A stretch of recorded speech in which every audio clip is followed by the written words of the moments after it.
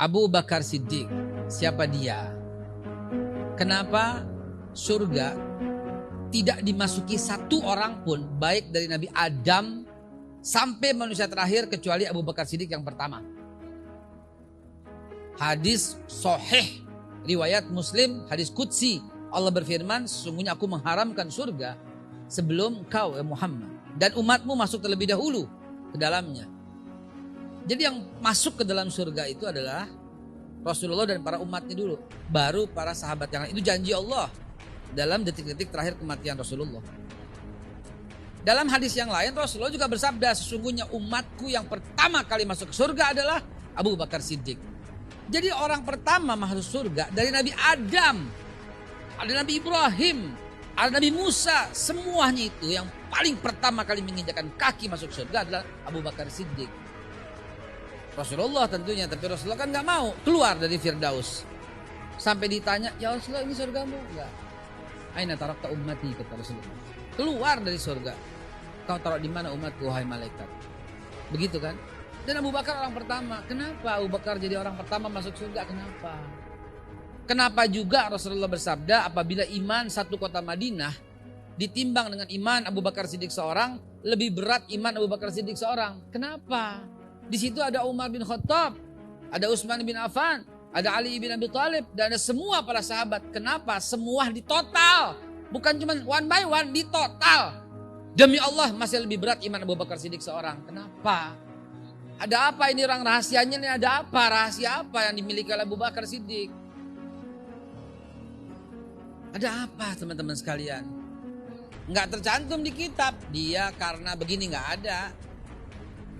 Kitab mana yang menjelaskan Abu Bakar begini karena begini, nggak ada. Nah itulah yang pentingnya, bukan ngaji Nahwu Shoroh biasa, bukan ngaji Quran biasa, tapi ini yang disebut ngaji mantek bayan. Itu logika, mencari ilmu di balik ilmu. Ketemunya di hadis juga. Rasulullah bersabda, man dalla ala khairin falahu mithlu ajrin fa'ilih. Siapa yang mempelopori sebuah perubahan, menjadi penggerak perubahan, dan orang lain mengikutinya, falahu mislu ajrin fa'ilihi, maka orang itu mendapatkan pahala seberat, sepersis, mislu, semisal apa yang orang kerjakan. Maka dimanapun yang namanya Utsman bin Affan sujud, demi Allah pahalanya buat Utsman bin Affan dan buat Abu Bakar. Kenapa? Karena lisan Abu Bakar yang mengislamkan Utsman bin Affan. Abu Bakar dakwah kepada Abdurrahman bin Auf, dan Abdurrahman bin Auf masuk Islam karena sebab Abu Bakar. Abu Bakar dakwah kepada Thalhah, Ubaidillah dan Zubair bin Awam, dan dua-duanya masuk karena Abu Bakar Siddiq. Yang lebih mengagumkan, Sa'ad bin Abi Waqqas masuk Islam karena lisannya Abu Bakar Siddiq. Kemudian Sa'ad bin Abi Waqqas ditugaskan oleh Nabi ke Madinah, dan satu kota Madinah masuk Islam. Siapapun yang sujud di kota Madinah, demi Allah pahalanya juga buat Abu Bakar Siddiq. Bagaimana enggak hebat penggerak perubahan itu, saudara? Penggerak perubahan itu adalah, ya Rob, ini dahsyatnya penggerak perubahan. Dan antum teman-teman para wartawan yang hadir sekarang berhak dan insya Allah mendapatkan itu ketika menuliskan berita ini dengan benar. Dan orang jadi nonton, jadi lihat, jadi berubah gara-gara tulisan antum semua. Apa sih ini? Siapa yang nulis? Oh ini, gue lihat, boleh juga ya. Gara-gara tulisan antum itu orang jadi banyak berubah. Demi Allah antum berhak mendapatkan pahala itu.